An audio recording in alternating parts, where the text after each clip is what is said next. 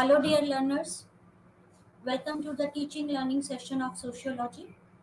In the lecture series of sociology, today we'll start with a new course, BSOC 133. And today we'll discuss about Karl Marx as we have to discuss about the theories, sociological theories. Today we'll discuss about the Karl Marx. Karl Marx is one of the important sociologists, right? Karl Heinrich Marx was born in Germany on 5th of May 1818 and died on 14th March 1883. Karl Marx was a German philosopher, critic of political economy. He was an economist, historian, sociologist. He was a political theorist, journalist, and socialist revolutionary. Before discussing the theories of Karl Marx, let us discuss the biographical sketch of Karl Marx. Life of Karl Marx can be divided into 5 phases, right? As he has gone through many ups and downs in his life, so let us discuss his life sketch, biographical sketch first. We can divide life phases of Karl Marx into 5. The first phase is early days. Second phase of his life is Berlin days. Third is when he was in Paris. Fourth phase of his life was revolutionary Marx, and a sociologist when Marx turned into a revolutionary Marx. And the fifth phase is exile phase of Karl Marx. Early years. Early years. The first phase of the life cycle of Karl Marx. Karl Heinrich Marx was the second child and the eldest son of Heinrich and Henrietta Marx. He was born on 5th May 1818 in German, Rhineland, where his father Heinrich Marx practiced law. He was a son of an advocate. Marx belonged to a Jewish community of Germany, and we know about Germany and the relation between the Jews and Germany.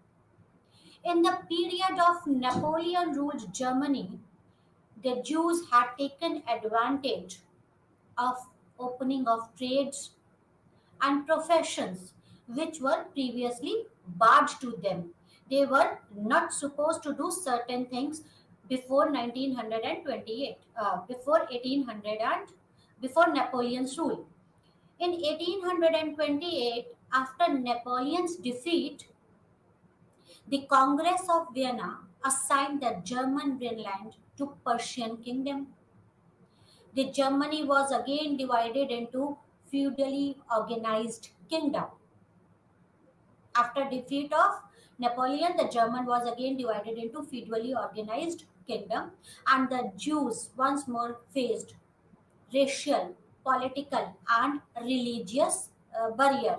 Right, and in 1917, before 1 year, the birth of Karl Marx, his father, the father of Karl Marx, had taken the membership of Christian church. He converted, and the hostile behavior of Karl Marx to religion is partly due to the embarrassed situation in which these convertees often found themselves. They faced lot of embarrassment because of religion and because of being Jew. Karl Marx joined, as per the wishes of his father, Karl Marx joined the University of Bonn as a student in Faculty of Law. He started studying law. In autumn of 1836, he was transferred to the University of Berlin. Here starts the second phase of his life, Berlin days. Karl Marx year in University of Berlin was spent under the impact of Hegelian philosophy. Karl Marx was very much influenced with the Hegel, right? Hegel had given the concept of universal absolute, and he had given the concept of dialectics, which we'll discuss later on. From Edward Gans was the favorite disciple of Hegel. From Edward Gans, Marx learned the method of theoretical criticism, and this led young Marx to try and construct a rival system of Hegelian idea of positivism. See, although he was influenced by Hegel, but again, he constructed a rival system of Hegelian idea of positivism. Marx gave up his studies of law against the wishes of her father and immersed himself in philosophy.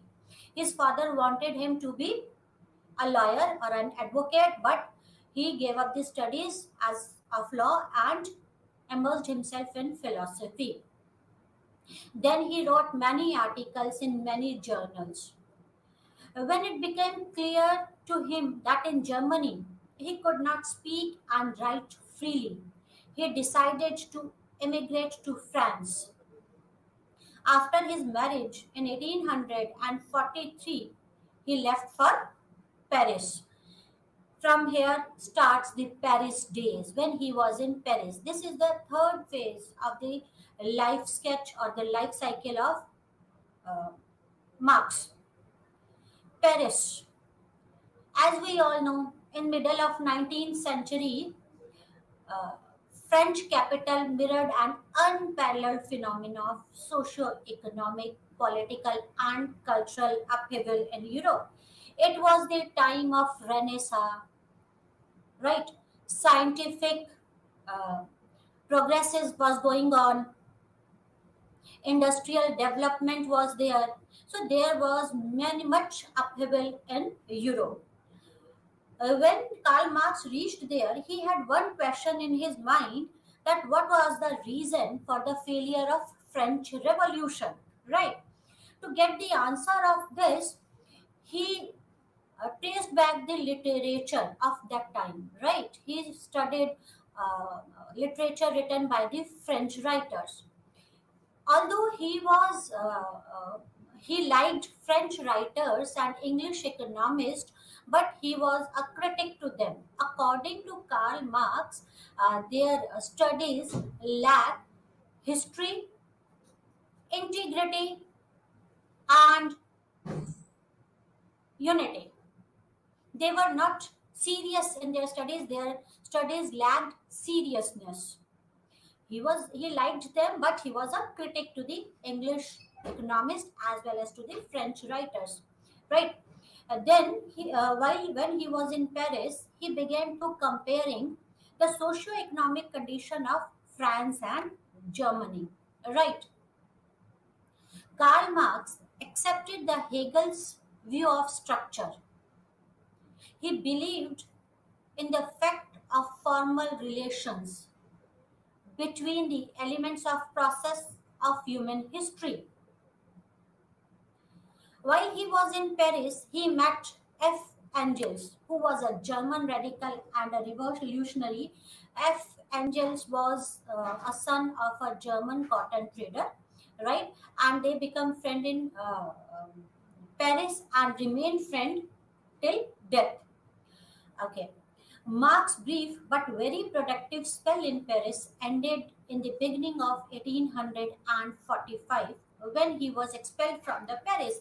He was expelled from the Paris because in a journal there appeared a comment against the Persian kingdom, against the Persian king, right? And the Persian authorities uh, demanded the expulsion of all those who were associated with that journal, and Karl Marx was one of them. He was associated with that journal in which published the article against the Persian government. So he was expelled from the Paris or from the France right? And action had been taken against the Karl Marx. From Paris, he left for Brussels with his family, right? And he was joined in Brussels by his friend Angels, right? Okay. In Brussels, he was in touch with various German communist workers organization with the with branches in various European cities. Karl Marx decided to set up an international organization of workers. When he left France, he came to Brussels, right? And he was in touch with various German communist workers organization. It was the beginning of the period when the scholar Marx turned into visionary Marx, right? He was turned into visionary Marx. As he get associated with the Communist Party or the German Communist worker, the scholar Marx turned into visionary of revolution, revolutionary Marx. The fourth phase of the life of Marx is revolutionary Marx, right? Working with the Communist League, a federation of workers, Karl Marx became the organizer and leader of Revolutionary Party. Now he became the organizer and leader of a revolutionary party. That's why this phase is called as revolutionary phase.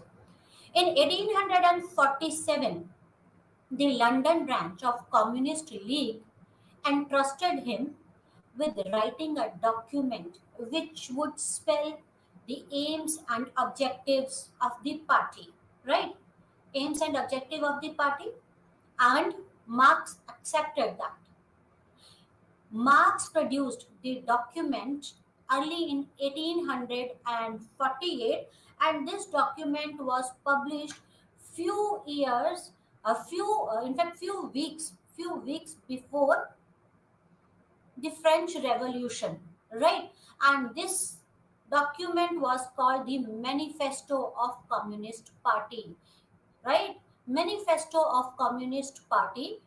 It describes or it spells the aims and objectives of the Communist Party, right? In this manifesto,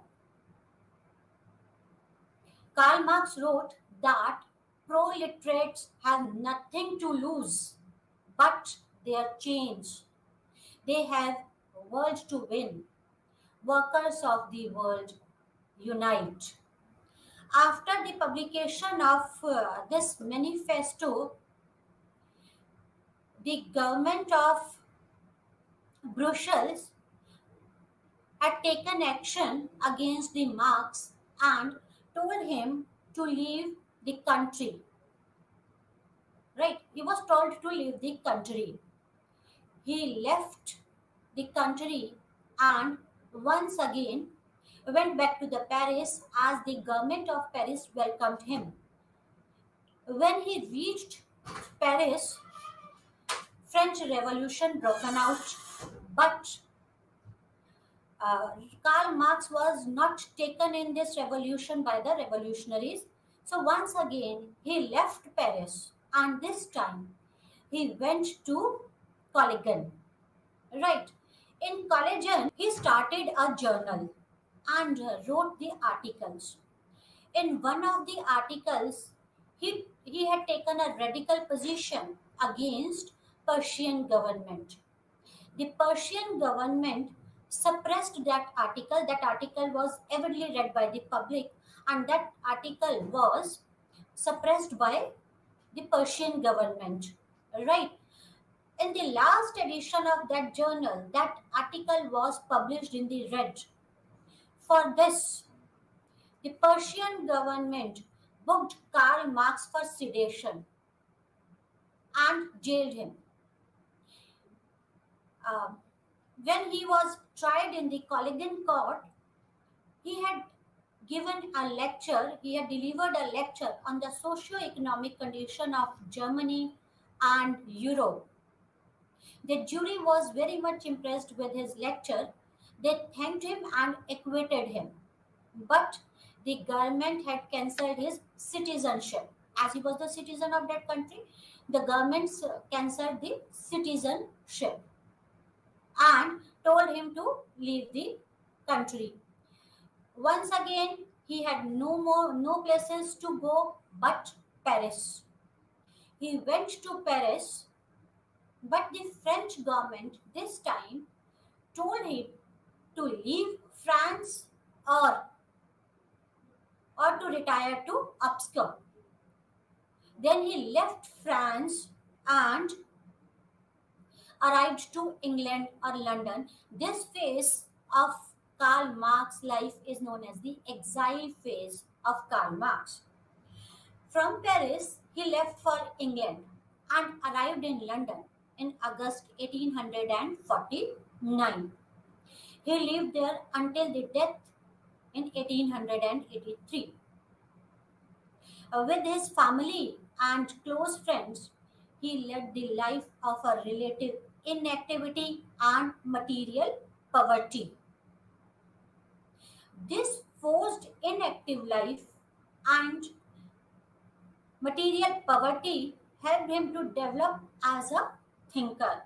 So, this material poverty and inactive life played an important role in developing of Karl Marx as a thinker. In 1864, when Workers' International was formed in London, Marx joined his executive committee as the representative of German artisans in London. Marx took charge of organization and delivered its inaugural address, which contained the socio-economic surveys of working class from 1848 to 1864. The International grew fast and Marx controlled its activities from London. While involved with this preoccupations, while he was involved with on all this, Karl Marx published in 1867 the first volume of Das Kapital. Right? In 1867, the first volume of Das Kapital was published, and the second and the third edition of the Das Kapitals were edited after the Marx death by the Angels. Right? After the publication of Das Kapital, Russians visited Karl Marx in London. Karl Marx welcomed them and talked about his mission of life. The mission of Karl Marx was to overthrow capitalism, and he inspired the Russian revolutionaries. And we know in Russia there is socialism, not capitalism. They were inspired by Karl Marx. This was a biographical sketch of Karl Marx. We discussed the 5 phases of life of Karl Marx. Now let's look into the socio-historical background. The 18th and the 19th century witnessed a wide sweeping economic changes across the Europe, as we already discussed in our previous lecture about the Renaissance, about scientific development, about industrial development. These were going on in 18th and 19th century across Europe. Most of that changes were taking place in economic sphere, right? With the coming of industrial economy, the earlier form of feudal society underwent a significant changes, right? There was a feudal society, that society underwent the changes. There was a shift from the feudalism to capitalism. The feudal society shifted to capitalistic society. There was a stream of migration from rural to urban industrial area. Because in feudal society, majority lived in rural areas because their main job was cultivation. But with the development of industries and change of society from feudalism to capitalism, the people started migrating from villages to urban industrial areas. The process of rapid industrialization and horrible working condition of industrial workers led to a widespread poverty and social distress among them. Although economic changes were going on, right? But the conditions at that time of working class was pathetic. They were forced to work under bad conditions, and this led to widespread poverty as to earn profits, capitalists paying were not paying well to the workers. They were oppressing them, right? And the social distress was there. It was social distress among them was there. The specific historic condition influenced Marx very much. All these conditions influenced Marx, and gradually his increasing engagement with economic questions and economic problems. And then he get involved in the economic questions and economic problem because of these conditions. Had important influence on him was his reading of Engels, The Condition of Working Class in England in 1844. And by reading this, Karl Marx came to know about the real and the pathetic conditions of the working class. And by reading this, he became more committed and involved in the betterment of working class. Marx and Engels developed their philosophy. Marx and Engels developed their philosophy of communism and become intellectual leader of working class movement. Right. As I told you earlier, few minutes back, that by reading the Engels, The Condition of Working Class, Marx became more committed and more involved and get more involved with the working class movement. So he became the intellectual leader of working class movement, and they had given the philosophy of communism. Like any other person, Marx was influenced by many sociologists and philosophers. Right? Let us discuss about the intellectual influences. Marx was largely influenced by the German philosophy and idealism of his days. More specifically, he was influenced by G.W.F. Hegel. In his Berlin days, if you remember, right, he was impressed by G.W.F. Hegel. He was influenced by G.W.F. Hegel. And the second one was Ludwig Feuerbach. This Hegel has given the idealistic philosophy, right? Hegel philosophy was of idealistic type of philosophy, and this idealistic type of philosophy lays emphasis on ideas. According to Hegel, ideas are more important. He has given the concept of universal absolute, right? He emphasizes on ideas, and that is the reason for the understanding of social change. According to Hegel, the reason for social change is ideas, right? Hegel explains the dialectics in terms of three elements: thesis, antithesis, and synthesis, right?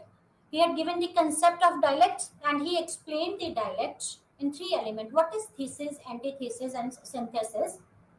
Thesis is dominant form of idea prevalent in this society at a given point of time.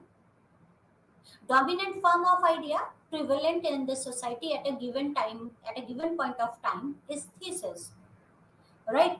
Antithesis is the counter ideas of thesis which developed over a period of time, right? When counter ideas of thesis developed, that is known as antithesis. In due course of time, the thesis and antithesis reconcile to synthesis. Synthesis in layman's language, if I say, synthesis is new ideas, right? When an thesis is ideas, dominant form of ideas, antithesis is counter ideas, and this ideas and counter ideas, thesis and antithesis, reconciles to synthesis, that it forms a new ideas. Then over a period of time, this synthesis become thesis, and then as per of thesis, antithesis develop, and then they reconcile to synthesis, and this cycles goes on. And this is how Hegel explains dialectics, right?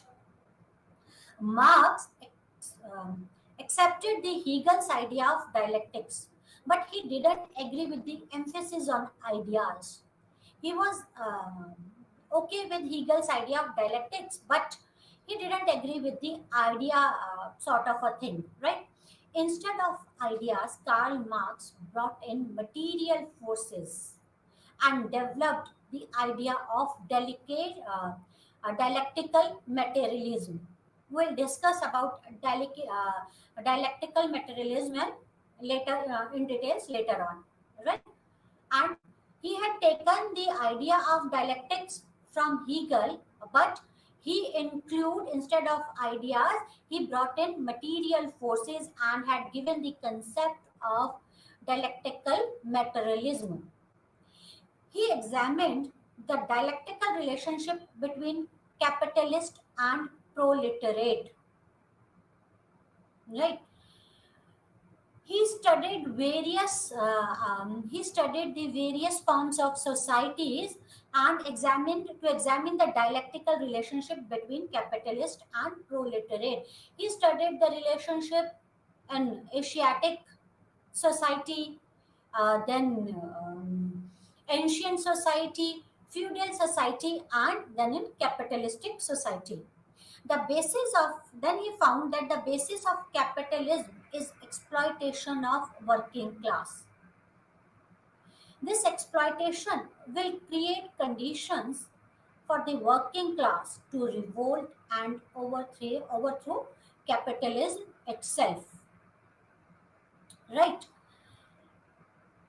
Hegel had given an idea.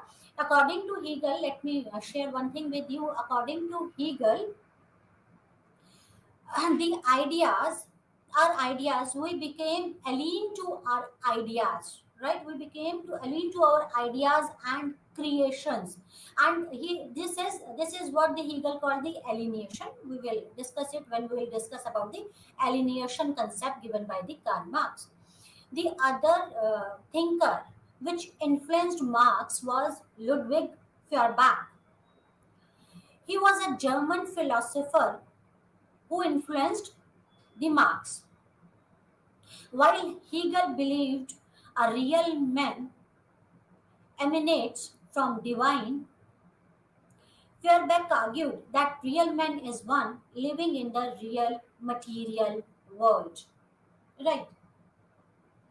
According to Feuerbach, what he said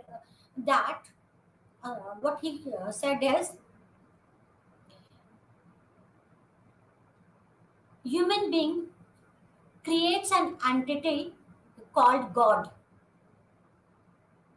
Right? Human being creates an entity called God, and they ascribed all the qualities to that entities which he cannot achieve. Right? Which he cannot achieve. And then human beings strive to be like God, which is not possible. In this, he fails to appreciate the human qualities, and he became alien to himself. What attracted Marx to Feuerbach's idea was emphasis on material basis of religion. Right?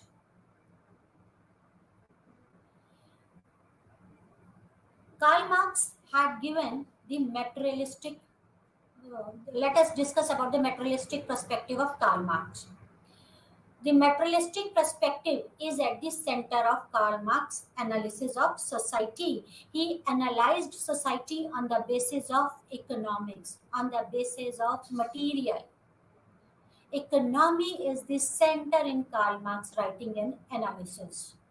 According to Marx, economy plays an important role in society. According to Marx, the structure and development of society is conditioned by material conditions or economic factors of that society. That's what I told you. The structure and development of society depends on economic factors of the society. Marx's general idea about society are known as his theory of historical materialism. This idea about the society of Marx is known as theory of historical materialism. Why theory of historical materialism? Why it is called a historical materialism? It is called a historical materialism because Karl Marx traced back the evolution of various society from Asiatic to ancient to feudal to capitalistic society. Right? It traced back the evolution of society. That's why it is called historical. And materialism, why it is called materialism? Because he interpreted the evolution of society on the basis of material or economy. He interpreted the society on the basis of material or economy. That's why it is called a historical materialism, theory of historical materialism, right? Now the major facts or the major factor of historical materialism are the economic structure of society is most important one. Economy determines the politics and culture in society. Instead of ideas, economic structure determines the political and legal superstructure. So, see what role an economics play in society. Economic structure of society is most important one. Economy determines the polity and culture in society, and not ideas, but economic structure determines the political and legal superstructure of any society. The society is seen as structure having at its base the economy, the infrastructure. The base of any society, according to Marx, is economy. Economy is the base of any society. The economy infrastructure of society is made of forces and relations of production.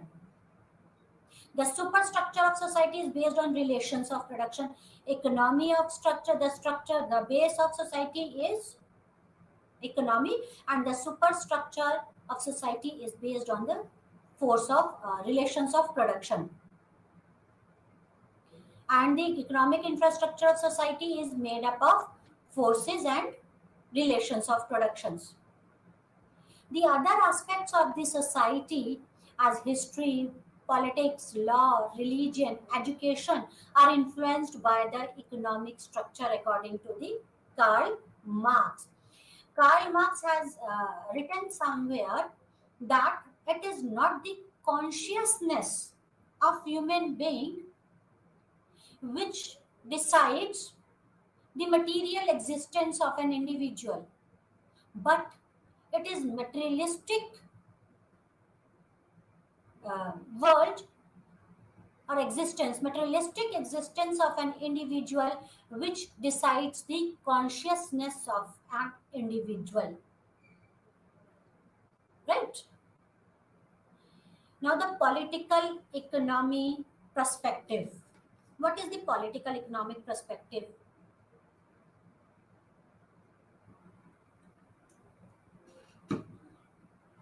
The political, first of all, understand what is political economic perspective. The political economy refers to interface between the politics and economics. Engel explained political economy in terms of laws that govern production. Laws that govern production and exchange of material means of substances. Marx, however, didn't discuss the concept of political economy, but he developed a critique of it. He was critical to political economy. When I was started this lecture at the beginning in first slide, I told you that he was a critical to political economy. He was a critic of political economy. According to Marx, every commodity has two kinds of values attached to it: use value and exchange value, right? Every commodity has two values attached to it: use value and exchange value. What is use value? Use value is that value of commodity which is associated with the consumption of that commodity, right? And exchange value of commodity is that value which we get because of when we exchange that commodity with some other commodity, that is the exchange value, right? So every commodity has two values: use values and commodity and exchange value. I'm sorry. That both Adam Smith and David Ricardo suggested in labor theory of value, that is labor theory of value is a theory, that it is human labor power which makes any commodity valuable in terms of its use and exchange value. Without labor, without human labor, you cannot produce anything, right? To convert that raw material by using that by using the technology, you need a labor force, and it is the labor power which makes the community valuable, right? In terms of exchange value and use value. This proposition influenced Marx to a great extent, which he subsequently modified to explain the emergence of surplus value and surplus labor. He had given the concept of surplus value and surplus labor. What is a surplus value? Uh, to produce anything, what we need? We need raw material, we need technology, we need machineries, but above all, to convert these things into a commodity, we need a labor power, human labor power. Without manpower, you cannot use these things at all. To convert these things, that is your raw material, technology, machinery, that with the help of manpower, you can produce the commodities or produce the product, right? So according to Marx, that what capitalists do, the capitalist owns raw material, technology, they own lands, as well as they own machineries, right? And they purchases or buy the labor force, their time, right? They purchases the labor force, and then they start producing the products or the commodities and sell them to the market to earn more profit, right? What they do is they wanted to earn more profit, and this profit is known as surplus value. To earn more profit, what they do is they pay less to the laborers, right? And this is known as the surplus value. This profit is known as the surplus value. To get more profit, to earn more profit, or to earn more surplus values, they invest less in the labor forces, or they pay them less and earn more profit. This is known as surplus value. And surplus labor is when you are paying the laborers less and getting more work from them. This is the surplus labor. You have more laborers, and then you can produce more commodities or more product and can sell them in the market and earn profit. This is how this surplus value, and he has given the concept of surplus values and surplus labor, right? Is this clear? He was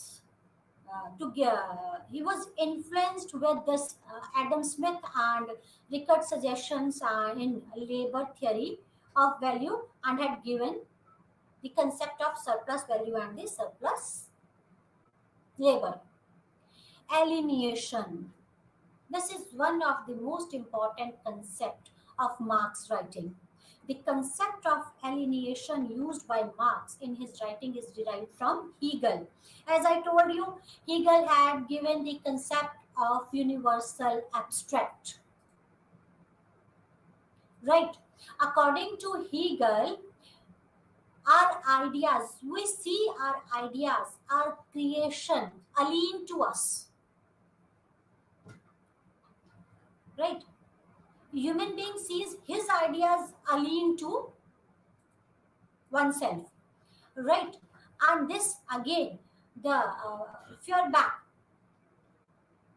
according to Feuerbach, man projected the best attributes that he can think of in an entity called God.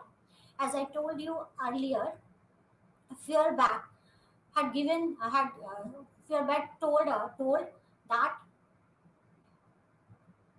human being makes an entity called God, and he ascribed all those qualities to the God which cannot be achieved. Then he strived to be like God.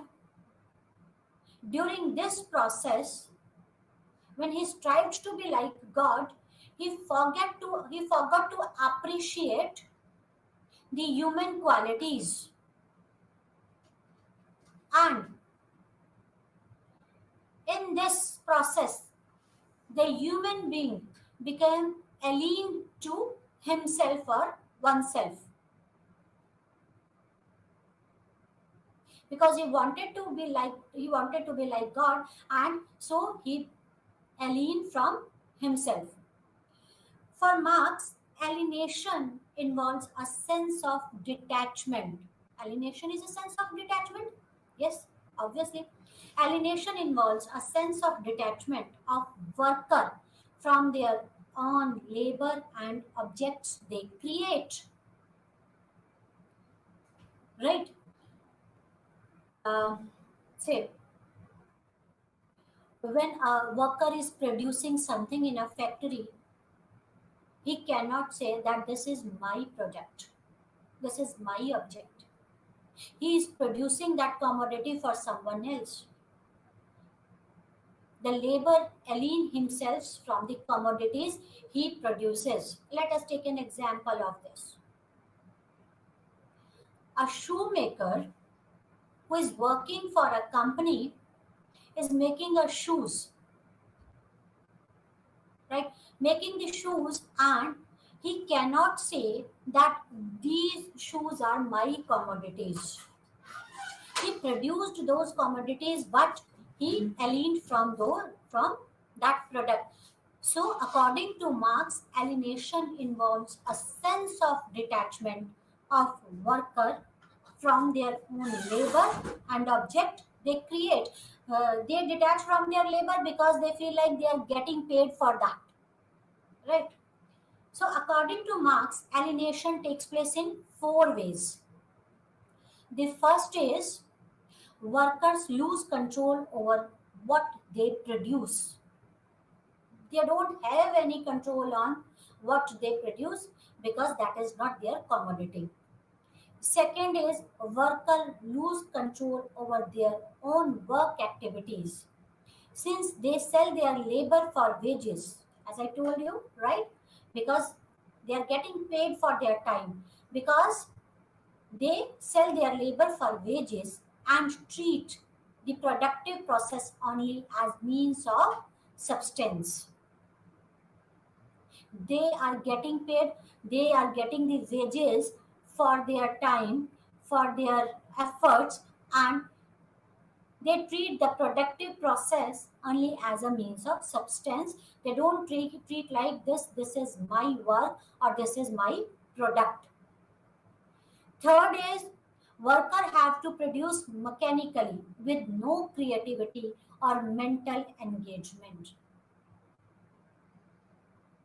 So this decreases the innovation or the thinking skills or the creativity of the worker.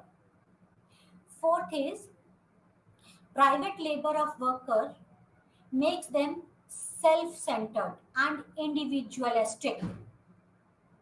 They become self-centered, individualistic. They compete with each other, and this estranges them from each other. Right? This is common. You can see around you that people compete with each other. They become self-centered, individualistic. Why? Because they have to earn. This is what Marx told. Na? This is alienation. According to Marx, this is alienation. Right? They get alienated from each other. Right? Next concept is class and relation of subordination. Alienation, I hope alienation is clear. The notion of class is centered in writing of Marxist analysis of society. Marx analyzed various society, as I told you that when he had given the theory of historical materialism. We'll discuss what he has done with the analysis of the society, how he analyzed the society. But it is class is the center in the writing when he was analyzing the society, Marxist analysis of society. Where, according to him, a social class occupies a fixed place in production process. A class occupies a fixed place in production process and thus in relation of production. Marx in Capital 1894 distinguishes three classes related to their source of income. First is owners of simple labor power or laborers whose main source of income is labor. On the basis of income, he divided classes into four. First is labor, right? The source of income is labor. Second is owners of capital or capitalist whose main source of income is profit or surplus value. Third is landowners whose main source of income is ground rent, right?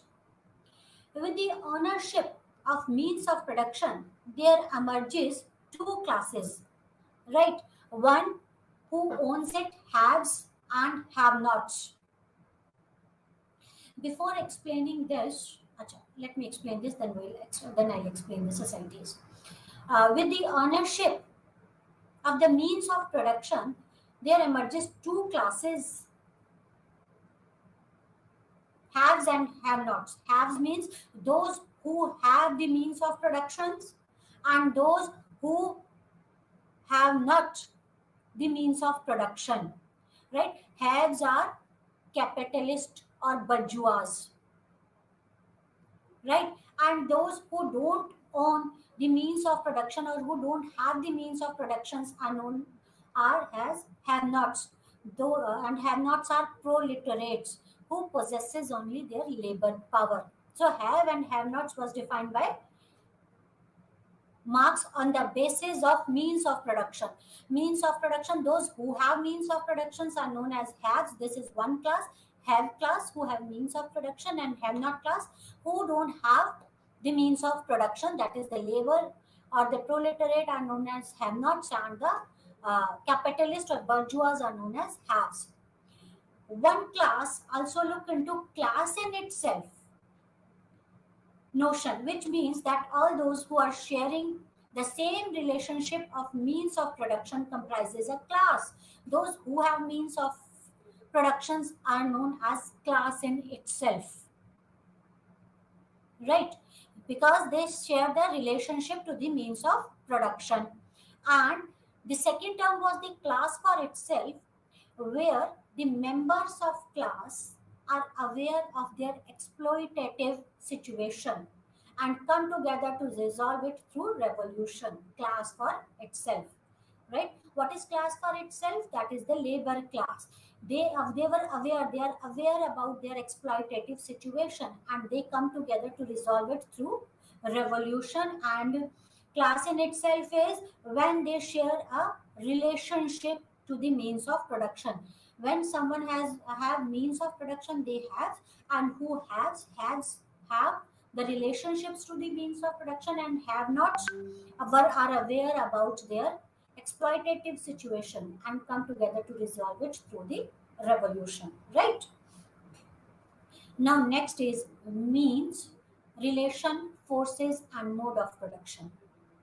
By means of production, Marx referred to things that are used for production, right? That is land, material, technology, machineries, right? This is means of production. What do you mean by the means of production? Means of production is things that are used for the production. That are the means of production. For production processes, all these have to be put to use. When this happens, people have to interact with each other.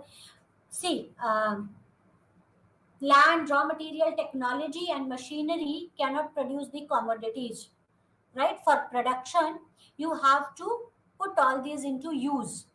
And how will this happen? This will happen when the people will interact with each other, right? Now, when people will interact with each other, they will form the relations, right? The social relation that they enter into for production are called the relation of production, right? You have means of production, and for the you have means of production, and to produce you have to enter into relation of productions. You have to interact with each other, right? And the social relation that they enter into for production are called the relation of production. Relation of production is again of two types. The first relation is between the labor and the capitalist. This is oppressor. This is like an oppressor and oppressed type of the relation, right? And dominant and docile type of a relationship was it. And next type of relation is relationship among, a relationship between the worker, and this type of relationship is cooperative type of a relationship. So if you have means of production to produce, you have to enter into the relationships, social relationships. This is known as the relationships of the production, right? Next is, according to Marx, each stage of social history of society is differentiated with each other by how or by what means the member of society produce the material goods for their survival and thus fulfilling their needs. Right? See, now we understood the means and the relationship of the production. Right? This as the forces of production. Forces of production is, see, what the way commodities are produced is referred to as forces of production. This is a combination of means of production and labor power.